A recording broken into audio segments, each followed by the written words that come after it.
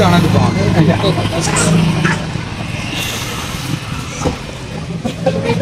जनाब ये साढ़े कैसर साहब ने जी साढ़े भाई ने इन्होंने रेडीमेड की दुकान है माशाअल्लाह ते जनाब इन्होंने बड़े अच्छे रेट ने जी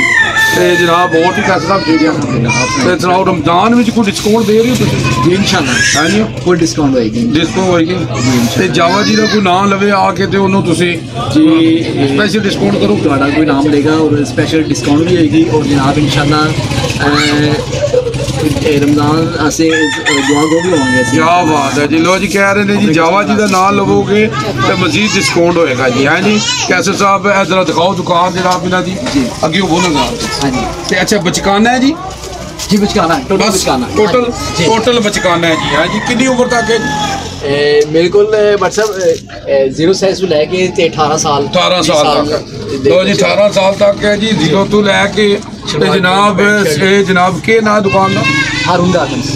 हारून गारमंट्स टोया महल्ला जनाब कैसर साहब आओ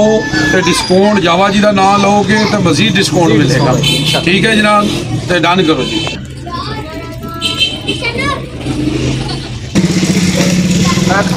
नंबर मेरा लिखा नंबर सेंड करो